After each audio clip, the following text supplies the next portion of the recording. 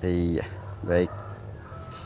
Kecerdasan, kepintaran sama merupakan aturan yang Allah tetapkan bagi hamba-hamba yang Allah kehendaki. Dan yang paling penting buat kita mensyukuri apa yang sudah Allah berikan kepada kita. Sebab ukuran cerdas dan pintar itu tergantung yang menilai. Maka yang paling penting buat kita bagaimana kecerdasan imani, kecerdasan spiritual. Kalau kecerdasan intelektual ya bukan hasil usaha kita, walaupun kita bisa-bisa saja berlatih terus. Tapi yang paling penting adalah bagaimana supaya kita dapat memanfaatkan, mensyukuri karunia Allah Subhanahu wa taala berupa akal yang ada, mampu memikirkan apapun, itu adalah karunia dari Allah.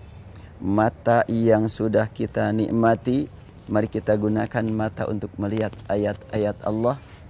Nah, saya juga ini sedang melihat ayat-ayat Allah yang bersifat kauniyah.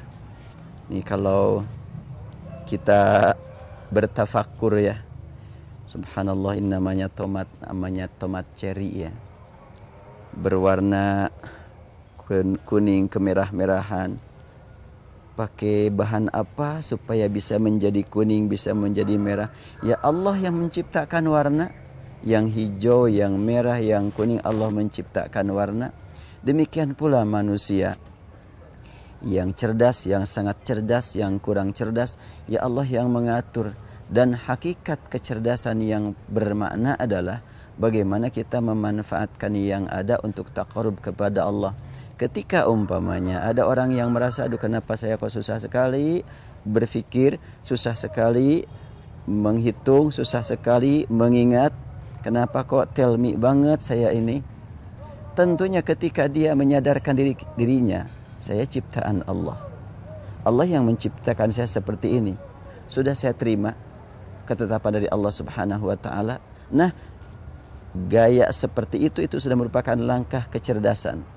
Banyak orang yang pintar, yang disebut IQ-nya begitu tinggi, tapi kalau tidak digunakan untuk menghadap kepada Allah, itu tertinggal. Orang yang mungkin dianggap tertinggal dalam urusan IQ-nya, akalnya, tapi dia memanfaatkan kebodohan untuk lebih dekat dengan Allah, memanfaatkan keterlambatan untuk mendekatkan diri kepada Allah Subhanahu wa taala, itu kecerdasan yang hakiki. Yang nantinya di akhirat akan terlihat kedudukan yang mana, siapa yang lebih tinggi kedudukannya di hadapan Allah. Apakah yang disebut-sebut sebagai orang yang tertinggal waktu di dunia, ataukah yang disebut-sebut sebagai orang yang termaju di dunia? Tentu Allah menilai bukan berlandaskan kepada ketinggian IQ, tetapi Allah menilai berlandaskan kepada bagaimana kerendahan diri di hadapan Allah. Ada orang yang mungkin dianggap sangat-sangat terlambat dalam berfikir, dan dengan keterlambatan dia senantiasa sadar, yang penting saya di akhirat mendapatkan kedudukan di hadapan Allah. Yang penting saya dengan adanya keterlambatan ini, saya terus menghadap kepada Allah. Saya menyadari banyak kekurangan, sudahlah mohon keistimewaan kepada Allah Subhanahu wa taala.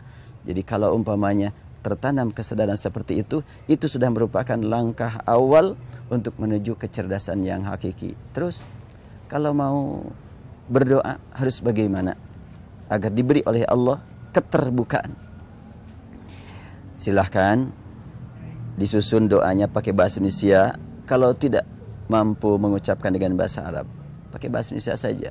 Umpamanya, ya Allah telah Engkau berikan kepada sekian banyak orang, seperti umpamanya Al-Imam Syafi'i, Imam Hambali, Imam Maliki, begitu cerdas, begitu pintar, mereka mudah menghafal Quran. Sungguh yang menciptakan mereka Engkau ya Allah. Engkau Maha Kuasa menciptakan aku juga, merubah aku juga seperti itu. Jadikan ya Allah aku juga menjadi orang yang menikmati kecerdasan, kepintaran. Kalau yang lebih pendek lagi, cukup dengan menyatakan ya Alim, wahai Zat yang Maha tahu tentang keadaanku. Ya Fattah, wahai Zat yang senantiasa membuka yang tertutup.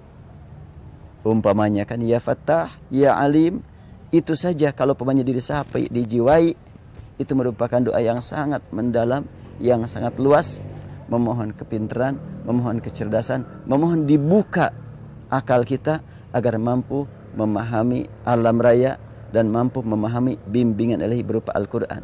Hubungkan antara ilmu yang ada di alam dan ilmu yang turun dari Allah Subhanahu wa taala.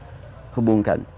Tentunya kalau sudah dihubungkan antara ilmu yang langsung datang melalui wahyu yang yutla yang dibaca dan ilmu yang digali dari alam raya akan saling mendukung antara satu dengan yang lain. Ilmu yang ada di alam ini adalah bukti-bukti kebenaran wahyu Allah. Wahyu Allah bimbingan buat kita bagaimana cara memanfaatkan alam raya ini. Ini yang sangat penting untuk kita semuanya. Jadi insya Allah kalau sekiranya kita jadikan ketertinggalan itu adalah sebagai dorongan untuk menghadap kepada Allah, maka akan menjadi ibadah dan itulah kecerdasan yang hakiki. Ya, mudah-mudahan Anda termasuk yang meraih nikmat dekat dengan Allah, entah dipandang oleh manusia tertinggal ataupun tidak. Sebetulnya kalau dekat dengan zat yang maha tahu, dekat dengan zat yang maha penyayang, yang maha perkasa, itu sebetulnya hakikat kecerdasan yang mesti kita miliki. Wallahu alam. Assalamualaikum.